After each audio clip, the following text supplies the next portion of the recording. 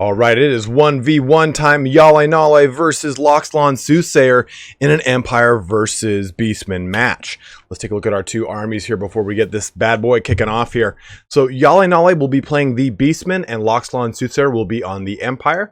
Let's take a look at the Beastmen here real quick before we get going. So we're going to take a nice big overview here. So we're going to be seeing 2 units of Centaurs with throwing axes. These guys are going to bring a lot of really strong AP to the table. They're going to really threaten a lot of the Air Force and typically a lot of the heavy armored units that you would see in the Empire line. In addition to that, you're going to see 2 units of Centaurs with great weapons. These also will threaten very heavily the armored cavalry options or lord options of the Empire that you typically see. Now, you'll also be seeing 1, 2... and then a third Harpy unit right here.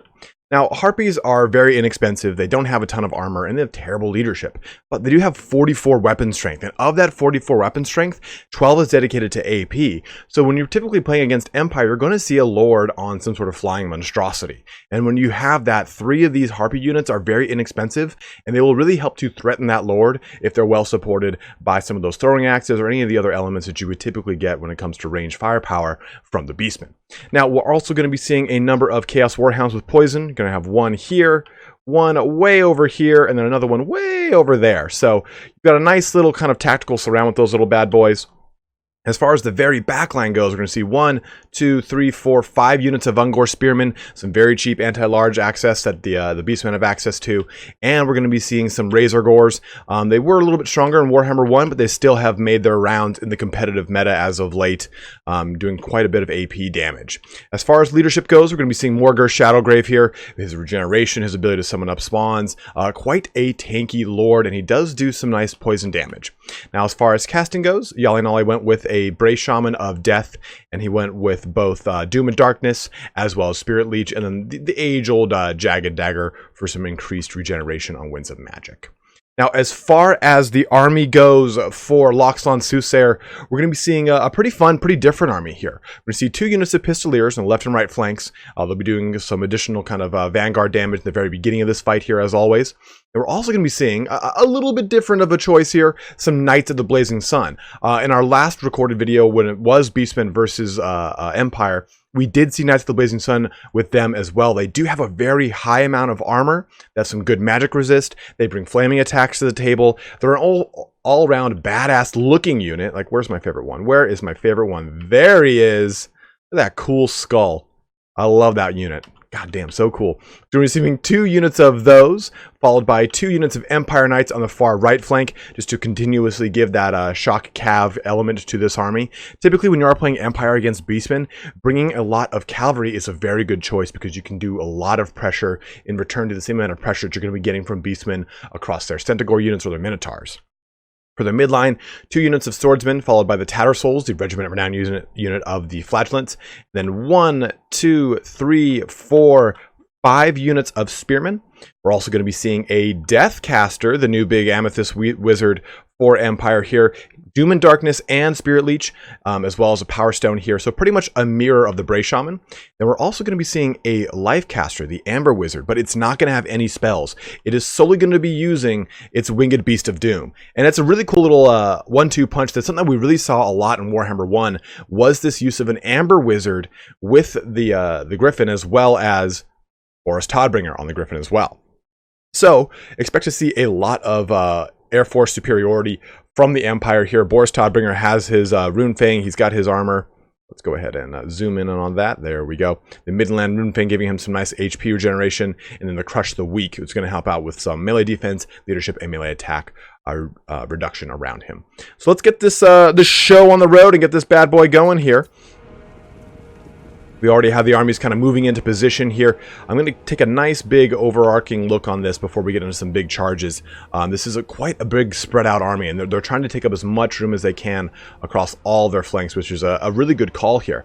A lot of TlaxtlanSoothsayer's army is hidden in the forest, which is very good. You know, this is going to kind of put HjalleNalle on a bit of a back heel. You know, he doesn't really know what all is in that forest quite yet. So it's a really good initial move there. Pistoliers looking to get some initial probing shots in. Some nice little air charging in here by Boris Todbringer and the Life Wizard, the Amber Wizard, jumping in on these Harpies. And they're just screeching all day long, throwing their tits all over the place because they're Harpies and they're disgusting. And then another unit of Harpies is coming in, but you can see the low leadership of these guys does get them tanked quite quickly. But take a look.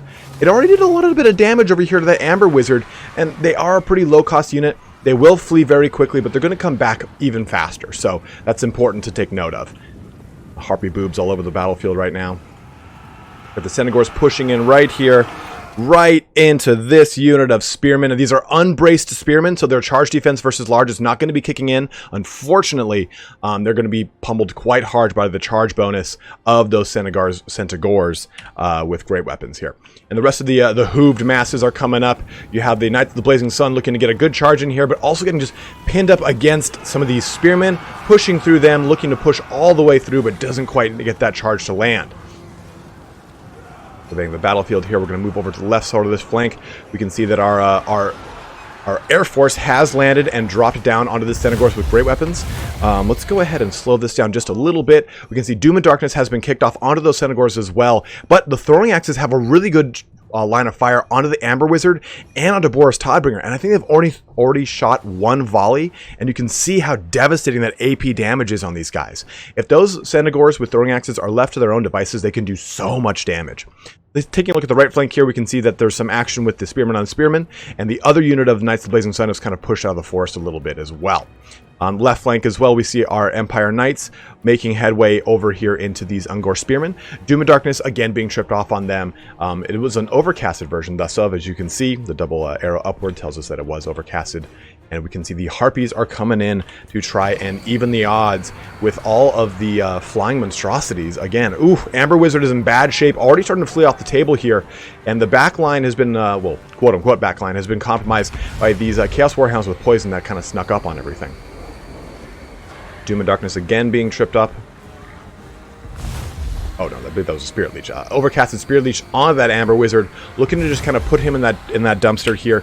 He is so low on health, 265 health. You can see Boris Todbringer is just being swarmed by these Harpies right now. Now, they're not going to do a ton of damage and bring him all the way down to 0, but they're going to put enough pressure on him that he's going to have to either flee away from that and regenerate, or just break out of this fight as fast as possible. Got a nice charge in here from these Chaos Warhounds with poison, trying to poison up these Knights of the Blazing Sun, help mitigate their damage by poisoning them. It does reduce their weapon strength. Another charge in by these Knights of the Blazing Sun as well, and some supporting charges by these Spearmen. Tattersoul's coming over here to help out with these Ungor Spearmen, trying to just clobber them to death. As you can see, this fight is getting pretty hot and heavy here. Oops. There we go. I bound my my speed up and slow down buttons, and trying to get used to it here. I think we're going to be seeing another Doom and Darkness. Actually, I believe this might actually be a Chaos Spawn going right here.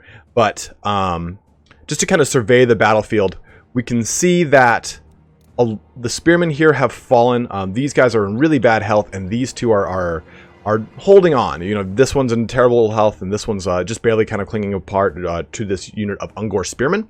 But in the very back, we can see that these two units of Pistoliers have dealt with their Warhound Poison Menace. Or I'm sorry, this is actually Empire Knights. This is the Pistoliers.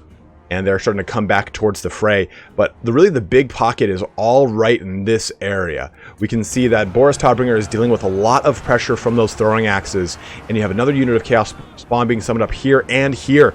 So there are so many units on this battlefield.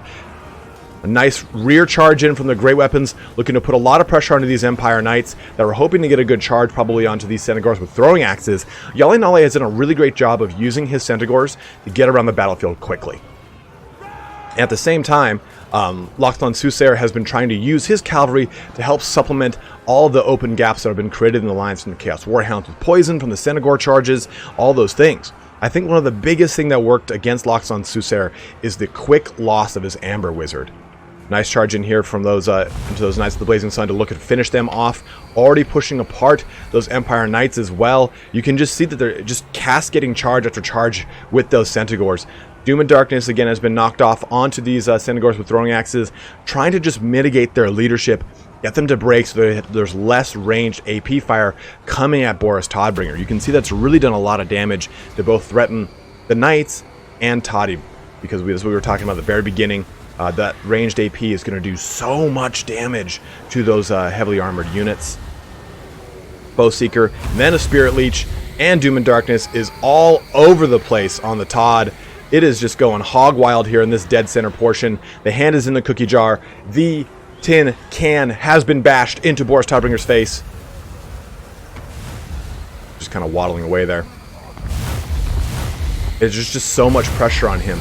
And you can see the balance of power bar is really shifting. TlaxtlanSoothsayer's army is very beat up. His spearmen are starting to really flee. The Amethyst Wizard will save the day, though. Boris Todbringer again is now starting to flee, and he's got harpies on his tail. He's got some more action from these Centaurs with throwing axes, and really it looks like a pretty foregone conclusion here for the Empire. There are these unit of Tattersouls and Spearmen left, but for the most part I think that this is a win for HjalleNalle. And I think what it came down to was HjalleNalle did a lot of really good applied pressure with his cavalry units. He was able to keep them supported properly by using some Ungor Spearmen to help get in there and screen out charges. The nice thing about Ungor Spearmen is that they're very fast, by comparison at least to other units. They have a nice good 36 speed. I think he's got 30, 33, 23 speed on these Spearmen. So they can move quite quickly. They can get in a really good position to either shore up or screen out a charge that would otherwise threaten their very strong cavalry units.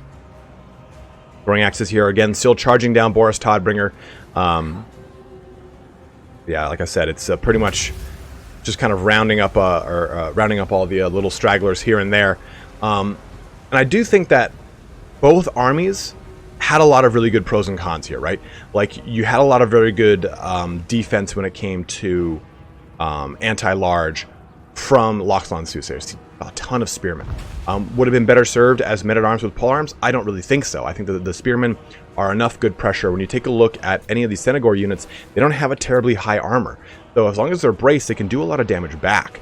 The Knights of the Blazing Sun have become a very strong pick and very favored pick when it comes to Beastmen, but I think I would have liked to have just seen more Empire Knights. I think that just the constant pressure of them would have been a little bit better.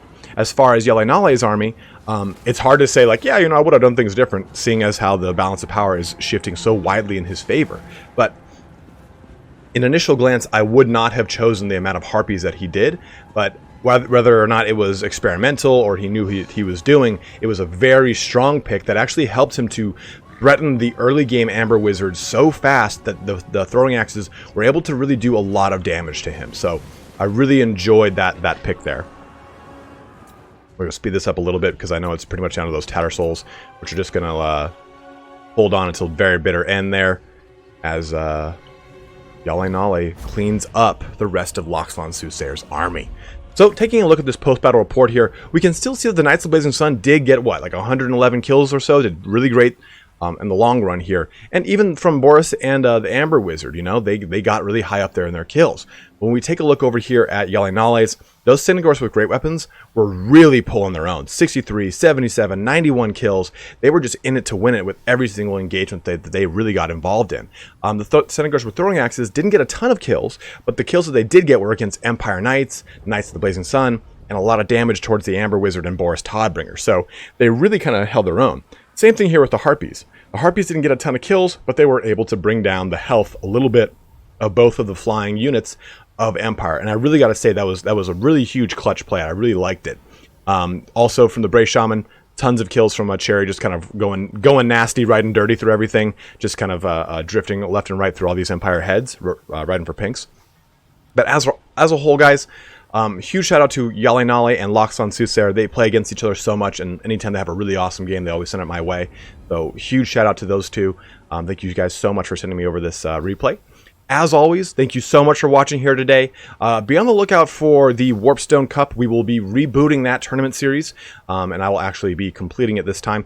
I ran into a lot of issues with it butting against the last DLC, so that kind of like segued the whole entire tournament. So with no DLC in sight that we know of, it'll be a good chance to really kind of knock that out and get a good tournament out of that. But as always, guys, thank you so much for watching here today. Have a good one, and take care.